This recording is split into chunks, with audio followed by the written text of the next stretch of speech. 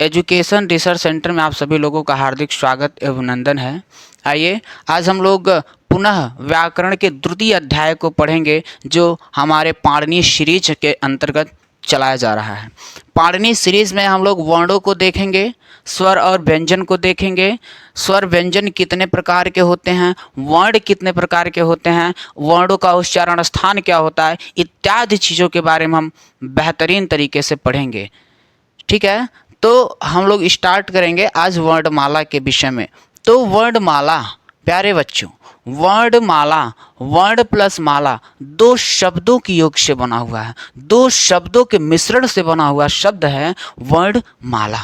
क्या बना हुआ है? वर्णमाला बना हुआ है। तो यहाँ नीचे हमने परिभाषा लिख दिया हुआ है कि वर्णमाला दो शब्दों की योग से बना हुआ है। कितने योग से बना हुआ है? दो शब्दों के योग से बन करके बना हुआ है। पहला जो है वो वर्ण है और दूसरा है माला। योग माने होता है मिलने से, योग माने मिलने से।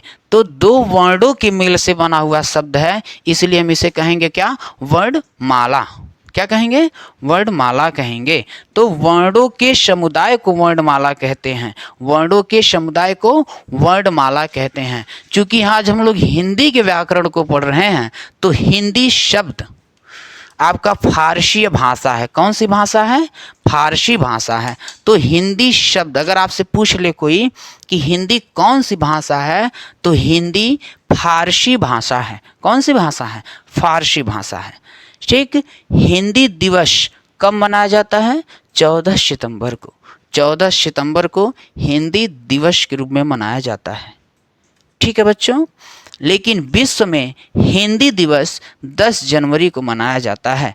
हिंदी दिवस 10 जनवरी को मनाया जाता है।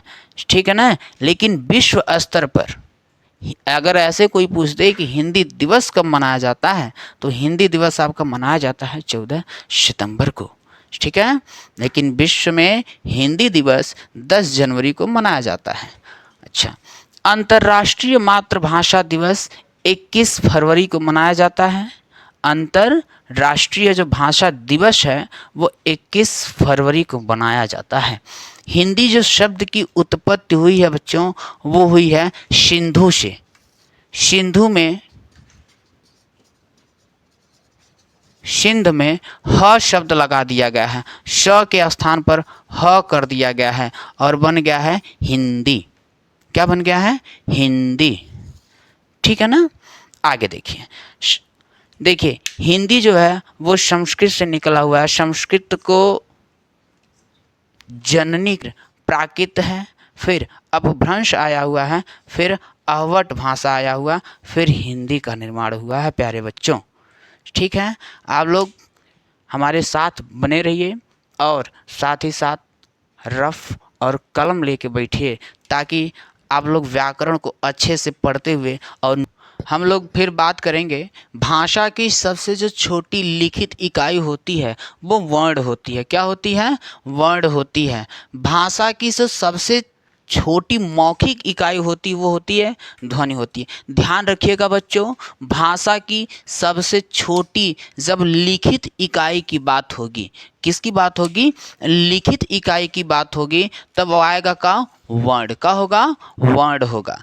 लेकिन भाषा की सबसे छोटी मौखिक इकाई की जब बात की जाएगी, किसकी बात की जाएगी? मौखिक बात की जा रही है। मौखिक, मौखिक माने होता है बोलना। क्या होता है? बोलना। तो जब भाषा की सबसे छोटी इकाई बात की जाएगी, वो भी मौखिक, तो होगा का आपका? ध्वनि। क्या होगा? ध्वनि होगा। भाषा किसे कहते हैं? इसको आप पहले वीडियो में पढ़ाया जा चुका है, पहले लेसन में जाके पढ़ाया जा चुका है। आप जाइए, उसमें देख सकते हैं और सीख सकते हैं कि भाषाएं किसे कहते हैं। ठीक है प्यारे बच्चों। आइए अब हम लोग थोड़ी सी चर्चा कर लेंगे वर्णों के बारे में। किसके बारे में? वर्णों के बारे में। हालांकि आपको पहले वीडियो में वर्णों के बारे में बता दिया गया है, आप जा करके उसमें पढ़ सकते हैं। लेकिन फिर भी वर्ण को दो भागों में बांटा गया है। कितने भागों में बांटा गया है? दो भागों में, स्वर और दूसरा होता है व्यंजन। तीसरा एक और भाग बांटा जाता है जिन्हें हम कहते हैं अयोगवाह। क्या कहेंगे? अयोगवाह कहेंगे। तो बच्चों वर्तमान लेखन के आधार पर, किस आधार पर? वर्तमान लेखन के आधार पर जो वर्णों की संख्या होती है वो 52 होती है। कितनी होती है? 52 होती है, जिसमें से 11 स्वर, 25 स्पर्श व्यंजन, 4 ऊष्म व्यंजन, 4 अंतस्थ व्यंजन, 4 संयुक्त व्यंजन, 2 द्विग व्यंजन और 2 अयोगवाह होते हैं। इनकी संख्याओं को आप टोटल गिनेंगे, गणना करेंगे तो इसका योग होगा 52। पुनः देख ले बच्चों, 11 स्वर होंगे, 25 स्पर्श व्यंजन होंगे, 4 ऊष्म व्यंजन होंगे, 4 अंतस्थ व्यंजन होंगे, 4 संयुक्त व्यंजन है, 2 द्विग व्यंजन है और 2 अयोगवाह हैं। इन सब का हम योग करेंगे, जोड़ेंगे तो इनकी संख्या हो जाएगी 52। कितनी होगी? 52 होगी। अभी हम लोग इस एक एक टॉपिक पे चर्चा करेंगे, एक एक शब्द पे चर्चा करेंगे कि आपका 11 स्वर कैसे हो रहा है, 25 स्पर्श व्यंजन कैसे हो रहा है, 4 ऊष्म व्यंजन कैसे हो रहा है और 4 अंतस्थ व्यंजन कैसे हो रहे हैं और कौन कौन से संयुक्त व्यंजन होते हैं, कहाँ अयोगवाह होता है, कहाँ स्पर्श व्यंजन होता है। इन सभी के बारे में हम लोग व्याख्यात पढ़ेंगे विस्तृत। ठीक है प्यारे बच्चों, आइए अब हम लोग उच्चारण के आधार पर वर्णों को देखेंगे। किसके आधार पर देखेंगे? उच्चारण के आधार पर वर्णों को देखेंगे। तो उच्चारण के आधार पर वर्णों की संख्या 10 स्वर होती है। कितने स्वर होते हैं? 10 स्वर होते हैं। अभी हम लोग इस पे बड़ा ही डिटेल तरीके से चर्चा करेंगे। आप वीडियो में बने रहिए और इस चैनल को सब्सक्राइब कर लीजिए ताकि जितना भी हम क्लास आपको पढ़ाएं उस सबका नोटिफिकेशन आपके पास पहुंचता रहे। प्यारे बच्चों, स्वरों की संख्या होती है 10, लेकिन आप सोचेंगे कि नहीं गुरुजी, नहीं सर, स्वरों की संख्या तो 11 होती है। स्वरों की संख्या कितनी होती है? 11 होती है। लेकिन प्यारे बच्चों, आप उच्चारण के आधार पर पढ़ रहे हैं। किसके आधार पर पढ़ रहे हैं? उच्चारण के आधार पर पढ़ रहे हैं। तो उच्चारण के आधार पर स्वरों की संख्या कितनी होती है? 10 होती है। कितनी होती है? 10 होती है। और 27 स्पर्श व्यंजन होते हैं। कितने स्पर्श व्यंजन होते हैं? 27 होते हैं। आप देख रहे होंगे कि वर्तमान लेखन में सर 25 बताए हैं, इसमें सर 27 बता रहे हैं, ऐसा कैसे? तो प्यारे बच्चों, 25 आपका स्पर्श व्यंजन हो जाता है और 2 द्विग व्यंजन जोड़ दिए जाते हैं और दोनों के योग 27 होते हैं। कितने होते हैं? 27 होते हैं। 4 ऊष्म व्यंजन होता है और 4 अंतस्थ व्यंजन होता है। तो 35 ये हो गए और 10 इनकी संख्या हो गई और इन सभी का हम योग करेंगे तो इनके वर्णों की संख्या हो गई है कितनी? 45 हो गई है। कितनी हो गई है? 45 हो गई है। कितना हो गया बच्चों? 45 हो गया है। ठीक है, आगे हम लोग अभी जिह्वा के आधार पर भी देखेंगे। किसके आधार पर देखेंगे? जिह्वा के आधार पर देखेंगे। उससे पहले हम लोग स्वरों का वर्गीकरण कर लेते हैं। किसका वर्गीकरण कर लेते हैं? स्वरों का वर्गीकरण कर लेते हैं बच्चों। स्वरों का वर्गीकरण हम लोग देख रहे थे। किसका वर्गीकरण? स्वरों का वर्गीकरण। देखिए, दे रहा है कि स्वरों की परिभाषा क्या है कि जिन वर्णों का उच्चारण स्थान, जिन वर्णों का उच्चारण स्थान स्वतंत्र रूप से होता है। किस रूप से होता है? स्वतंत्र रूप से होता है, उन्हें हम क्या कहते हैं? स्वर कहते हैं। क्या कहते हैं? स्वर कहते हैं।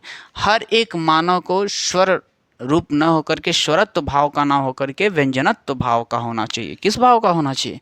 व्यंजनत्व भाव का होना चाहिए, क्योंकि स्वर अकेले चल रहा होता है।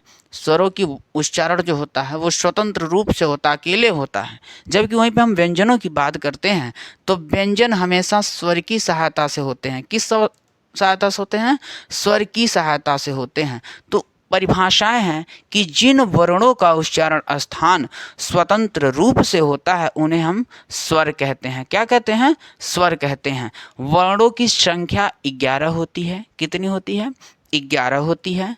आपका अ, आ, ई, उ, री, ए, ऐ, ओ, औ, इनकी संख्या हो गई 11। 1 2 3 4 5 6 7 8 9 10 11। यानी स्वरों की जो संख्या है वो कितनी हो गई? 11 हो गई।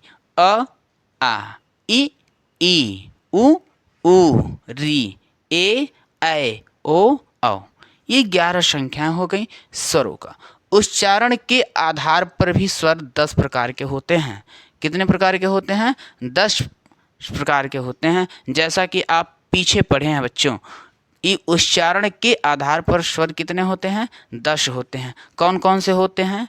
अ आ ई उ ऊ ए ऐ ओ औ। आप इसमें गणना करेंगे तो कुछ नोटिस करेंगे बाबू, कुछ ध्यान दीजिएगा। इसमें आप देखे हैं कि स्वरों में आपका री की गणना हो रही थी, लेकिन उच्चारण के आधार पर जब आप इसकी गणना कर रहे थे तो इसमें आपका री नहीं है। क्यों? क्योंकि री जो होता है वो मात्रात्मक चिन्ह के साथ लिखा जाता है। किसके साथ लिखा जाता है? मात्रात्मक चिन्ह के साथ लिखा जाता है। देखिए यहाँ पे हमने नोट्स के रूप में बता दिया है कि री वर्ड र और ई दोनों के योग से मिलकर के बना हुआ है। र प्लस ई के योग से मिलकर के बना हुआ है, जिससे बनेगा का री। क्या बनेगा? री बनेगा। री मात्रात्मक चिन्ह है। क्या है? मात्रात्मक चिन्ह है। जैसे कृपा में, पृष्ठ में, मृत में, ठीक है, और पृष्ठ, इस प्रकार से आप लिखते हैं। समझ गए बच्चों? यह वर्णमाला में और भी आप उपयोग करिए कि वर्णमाला में उ और ए के मध्य का स्वर है। इन दोनों के बीच का स्वर है। किनके बीच का स्वर है? उ और ए के बीच का। देखिए उ और ए इन दोनों के बीच का स्वर है, इसलिए इन्हें हम केंद्रीय स्वर भी कहते हैं। कौन सा स्वर कहते हैं? केंद्रीय स्वर कहते हैं। देखिए क्योंकि उ और ए दोनों के बीच में आ रहा है, इसलिए हम इसे केंद्रीय स्वर भी कहते हैं। कौन सा स्वर कहते हैं? केंद्रीय स्वर कहते हैं। कौन सा स्वर कहते हैं? केंद्रीय स्वर कहते हैं बच्चों। ठीक है, बस आज के लिए अब इतना ही। अगर आपको ये वीडियो अच्छा लगा हो, आपको हमारी पढ़ाई हुई चीज़ें आपको समझ में आई हो, तो प्लीज़ आप इस चैनल को ज़्यादा से ज़्यादा लाइक करें, शेयर करें और सब्सक्राइब करें। Bye bye, take care.